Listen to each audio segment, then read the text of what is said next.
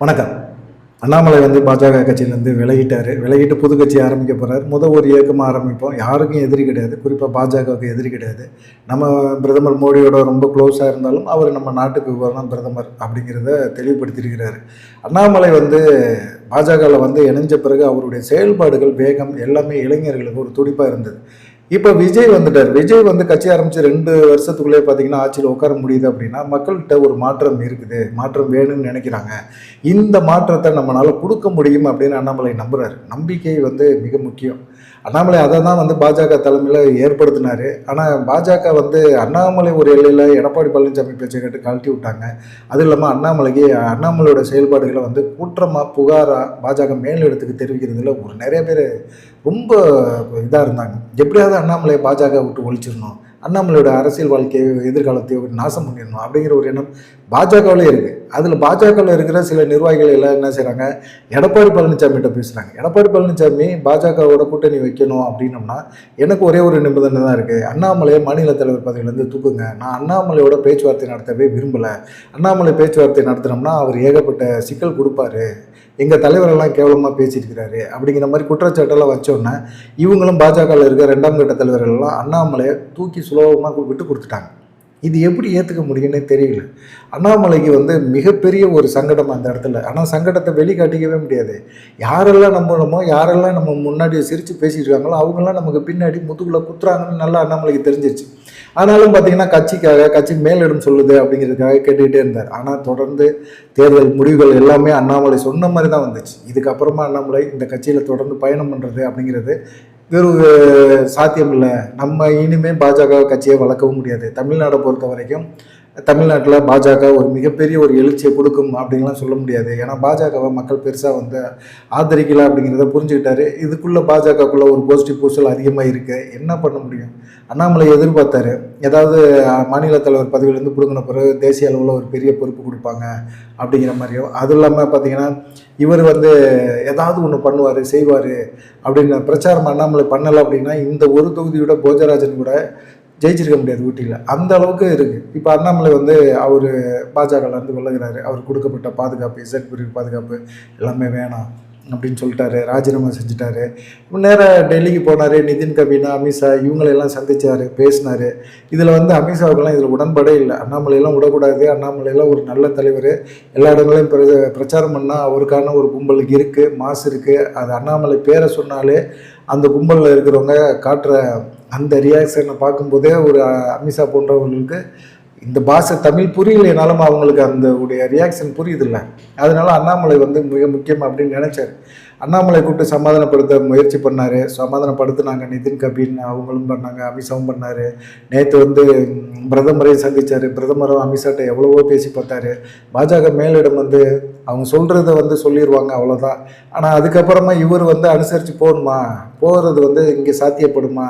ஏன்னா மாநில தலைவராக நயினா நாகேந்திரன் இருக்காரு, இங்கே வானதி சீனிவாசன் இவங்க கூட நல்லா தான் இருக்கிறாங்க, க்ளோஸாக தான் இருக்கிறாங்க, தம்பின்னு தான் பேசுகிறாங்க. ஆனால் எதிராக பார்த்தீங்கன்னா நயினா நாகேந்திரனோ வானதி சீனிவாசனோ தமிழிசையோ இவங்க எல்லாருமே என்ன செய்கிறாங்க, அண்ணாமலைக்கு எதிரான ஒரு விஷயத்தை பரப்புகிறாங்க. இது நல்லா தெரியுது, அண்ணாமலைக்கே தெரியுது. தெரிஞ்ச பிறகு இந்த கட்சியில் தொடர்ந்து இந்த கட்சிக்காக உழைச்சி இவ்வளோ அவமானப்பட்டு நம்ம தொடர்ந்து செயல்படுறதுக்கு நம்ம ஏன் ஒரு கட்சியை ஆரம்பிக்கக்கூடாது, ஒரு இயக்கம் ஆரம்பிப்போம், மக்களுக்கு தொண்டு செய்வோம், உள்ளாட்சி தேர்தலில் போட்டி போடுவோம் அப்படிங்கிற ஒரு எண்ணத்துக்கு வந்துட்டாங்க. இதை பாஜக தலைவர்கள் கூட அதை யோசிச்சிருக்காங்க. அண்ணாமலையை தனியாக விட்டுருவோம், தமிழ்நாட்டில் என்றைக்காக இருந்தாலும் அண்ணாமலை பாஜக தான், ஆனாலும் அண்ணாமலையை தனியாக விடுவோம், அவர் தனியாக ஜெயிக்கட்டும், தனியாக ஜெயிச்சா கூட ஒரு காலகட்டத்தில் அண்ணாமலை நமக்கு பிரயோஜனப்படுவார் அப்படிங்கிற ஒரு எண்ணத்துக்கு இருந்தாங்க. ஏன்னா அண்ணாமலை பாஜகவில் இருக்கிற வரைக்கும் பார்த்தீங்கன்னா அவருக்கு ஒரு ஆதரவு இருந்தது. எதாக இருந்தாலும் பாஜக மேலிடம் பார்த்துக்கும் அப்படிங்கிற ஒரு சூழ்நிலை இருந்தது. அதனால திமுக கடுமையாக இருந்தார், அதிமுக கடுமையாக விமர்சனம் பண்ணார், எல்லாருமே விமர்சனம் பண்ணார். ஆனால் அவருக்கு பின்னாடி பாஜக இருந்தது. இப்போ பாஜக இல்லை அப்படின்னு நினைக்கலாம். ஆனால் பாஜக எப்போ வேணாலும் அண்ணாமலைக்கு சப்போர்ட் பண்ணிக்கிட்டே தான் இருப்பாங்க. ஆனாலும் இவர் மாவட்ட பொறுப்பு எல்லா பதவியும் ராஜினாமா செஞ்சுட்டு தனி இயக்கம் அப்படிங்கிற வராரு. இந்த இயக்கத்தின் மூலமாக மக்களுக்கு நல்லது பண்ண முடியும், நம்மளை ஆதரிக்கிறவங்களுக்கு ஏதாவது ஒன்று செய்ய முடியும் அப்படிங்கிற மாதிரி சொல்லியிருந்தார். இப்போ 2 நாளைக்கு முன்னாடி பார்த்தீங்கன்னா, காங்கிரஸ் எம்பி கார்த்திகை சிதம்பரம் அவருடைய சமூக வலைதள பக்கத்தில் ஒரு விஷயத்த போட்டிருந்தாரு. தமிழகத்தில புதுசா ஒரு கட்சி ஆரம்பிக்க போறாங்க அப்படின்னு சொல்லியிருந்தாரு. அண்ணாமலைய தான் மென்ஷன் பண்ணி தான் அந்த விஷயத்த பரப்பியிருந்தார். அந்த செய்தியை பார்த்தவங்க எல்லாத்துக்கும் அண்ணாமலை தான் அப்படிங்கிறது எல்லாமே தெரியும். அண்ணாமலை என்னதான் வந்து அமித்ஷாவோ, பிரதமர் மோடியோ, அதில நிதின் கபீனோ யார் வேணாலுமே வந்து அண்ணாமலைட்ட பேசட்டுமே. பேசினாலும் அண்ணாமலை அதுக்கு ஒத்து போக மாட்டார். புது இயக்கம் ஆரம்பிக்கிறது அப்படிங்கிற ஒரு விஷயத்தில் தெளிவாக இருக்கிறாருன்னுங்கிறது தெளிவாக தெரிஞ்சு போச்சு. அமித்ஷா கூட நயினா நாகேந்திரன் உடனே வர சொல்லி, என்னப்பா நீ என்ன நினைக்கிற, நீ என்ன சொல்ல விரும்புகிற, இல்லை என்ன பண்ணலான்னு பண்ணுறீங்க, பாஜகவை தமிழ்நாட்டில் எப்படி வளர்க்க போகிறீங்க அப்படிங்கிற ஒரு விஷயத்த சொல்லுங்கள் அப்படிங்கிற மாதிரியெல்லாம் பேசியிருக்காரு. அண்ணாமலை வெளியே போகிறதுல உங்களுக்கு உடன்பாடாருன்னா, அண்ணாமலை இருக்கணுங்கிறதுல நயினா நாகேந்திரன் இருக்கார்.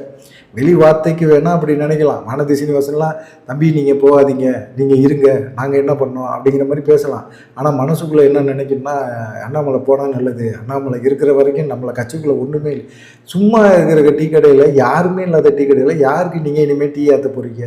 அண்ணாமலை ஒருத்தர் பிரச்சாரம் பண்ணார் அப்படின்னாலும் சரி, யாரை செய்தியாளர் சந்தித்தாலும் சரி, கடுமையான விமர்சனங்கள் இருக்கும். இப்போ வந்து எல்லா கட்சிகளையுமே நான் திமுகவை எப்படி எழுத்தணும், அதிமுகவை எப்படி எழுத்தணும், அதே போல தான் பாஜகவை தவறு பண்ணாலும் அதை எதிர்ப்பேன் அப்படிங்கிற ஒரு விஷயத்தையுமே மென்ஷன் பண்ணியிருக்காரு. அப்போ கடுமையான ஒரு எதிர்ப்பு இருக்கும். கடுமையான எதிர்ப்பு பாஜகவை எதிர்க்கிறாரு அப்படின்னா கண்டிப்பாக அவருக்கு வந்து பின்விளைகள் இருக்கும். பாஜக நினைச்சால் பின்விளைகள் இருக்கும். ஆனால் பாஜகவை என்ன செய்வாங்க, பாஜகவே இதை திட்டம் போட்டு அண்ணாமலை தனியாக தமிழ்நாட்டில் களத்தில் இறக்குறாங்க. அவர் வந்து ஒரு ஆர்எஸ்எஸ் முகமுடி, பாஜகவோட முகமுடி அப்படின்னு சொல்லி எஸ்வி சேகர்லாம் பேசிகிட்டு இருக்கிறார். ஆனால் இவர் வந்து தமிழ்நாட்டு மக்களுக்காக எதையாவது செய்யலாம், மக்களுக்காக ஒரு நல்ல ஆட்சியை கொடுக்கலாம், மக்களுக்கான அவர் சொல்கிற ஒரு விஷயங்களும் கேட்கும்போது சந்தோஷமாக தான் இருக்குது. நீங்கள் எப்படி வந்து ஒரு வயதானவங்க, அவங்களுக்கெல்லாம் இந்த நாட்டில் தமிழ்நாட்டில் என்ன ஒரு பாதுகாப்பு இருக்குது? அவங்க வந்து இந்த கடந்த 60 வயசுக்கு அப்புறமா அவங்க வாழ்கிற இந்த 20 ஆண்டு கால வாழ்க்கையை வந்து ஒரு நிம்மதியாக அமைதியாக கழிக்கணும்னு ஆசைப்பட்றாங்க. அந்த வாழ்க்கையை நம்மளால் கொடுக்க முடியலையே அப்படிங்கிற ஒரு ஆதங்கம் இருக்குது அப்படின்னு சொல்லி அவர் பேசுகிறாரு. அது பணக்காரர்களுக்கு கிடைக்குது, ஏழைங்களுக்கு கிடைக்குதா? அந்த மாதிரி வாழ்க்கையை கொடுக்கணும்னு யோசிக்கிறார்ல. இதுவே கொஞ்சம் ஒரு மாற்று அரசியல் மாதிரி தான் தோணுது. அண்ணாமலையோட பேச்செல்லாம் கேட்கும்போது நல்லா தான் இருந்தது. அப்போ வந்து பார்த்தீங்கன்னா, கார்த்திகை சிதம்பரம் போட்டிருந்த அந்த பதிவிலே கூட கட்சி 2 கட்சி பேரை வந்து பதிவு பண்ணுறதுக்கு தேர்தல் ஆணையத்தில் ஒருத்தர் பதிவு பண்ணி வச்சிருக்கிறாரு. 2 ஒன்று வந்து தமிழக மக்கள் கழகம், இன்னொன்று தமிழக மக்கள் கட்சி அப்படின்னு சொல்லி 2 கட்சியை பதிவு பண்ணி வச்சுருக்கிறாங்க. இது எந்த பேரில் கிடைக்குது, தேர்தல் ஆணையம் கொடுக்க போகுது அப்படிங்கிறத பொறுத்து தான் இருக்குது. இது அண்ணாமலையோட ஆதரவாளர்கள் பண்ணியிருக்க வேலை, இல்லை அண்ணாமலையே பண்ணியிருப்பார். அண்ணாமலையோட கட்சி பேர் வந்து தமிழக மக்கள் கழகம். இதில் உங்களுக்கு எது பிடிச்சிருக்குன்னு சொல்லுங்கள். தமிழக மக்கள் கழகம் பிடிச்சிருக்கா, இது ஏறக்குறைய தமிழக வெற்றி கழகம் மாதிரி வருதே அப்படிங்கிற மாதிரி தோணுமா? சரி, அதை விட்டுருங்க. தமிழக மக்கள் கட்சி, இது நாம் தமிழர் கட்சி மாதிரி வருது அப்படிங்கிற மாதிரி இருக்கா? சரி, ரெண்டுமே இதில் 2 கட்சிகளை, தமிழக மக்கள் கழகம் உங்களுக்கு பிடிச்சிருக்கா, இல்லை தமிழக மக்கள் கட்சி உங்களுக்கு பிடிச்சிருக்கா? அப்படி இப்போ எந்த கட்சி உங்களுக்கு பிடிச்சிருக்குங்கிறதே மறக்காமல் கமெண்டில் வந்து மென்ஷன் பண்ணுங்கள். இப்போ இந்த 2 கட்சி பேரில் தான் அண்ணாமலை கட்சி ஆரம்பிக்க போகிறாரு அப்படின்னு சொல்கிறாங்க. அதே போல் அண்ணாமலை வந்து புதுசாக கட்சி ஆரம்பிக்கிறது உறுதி. அவர் வந்து செய்தியாளர் சந்திப்பில் சொல்லிட்டாரு. அப்புறமா ஒவ்வொரு உள்ளாட்சி தேர்தலேருந்து, அப்புறமா நாடாளுமன்ற தேர்தலேருந்து இவங்க வந்து ஒரு கூட்டணி அமைச்சு இவங்க கண்டிப்பாக வந்து தேர்தலை சந்திப்பாங்க. கண்டிப்பாக அதிமுக, திமுக எப்படி வந்து எல்லா கட்சிகளையும் எதிர்க்கக்கூடிய, தவறு பண்ணால் சுட்டி காட்டக்கூடிய லெவலில் அண்ணாமலை இருந்தாரோ, அதே போல் பாஜகவையும் நான் சுட்டி காட்டுவேன் அப்படிங்கிற ஒரு வார்த்தையை சொல்லியிருக்காரு. பார்க்கலாம் என்ன நடக்கும் அப்படின்னு சொல்லிட்டு. உங்களுக்கு இந்த 2 கட்சி பேரில் எது பிடிச்சிருக்கு? தமிழக மக்கள் கழகம் பிடிச்சிருக்கா, தமிழக மக்கள் கட்சி பிடிச்சிருக்கா, எது அப்படிங்கிறத மறக்காமல் மென்ஷன் பண்ணுங்கள். நன்றி, வணக்கம்.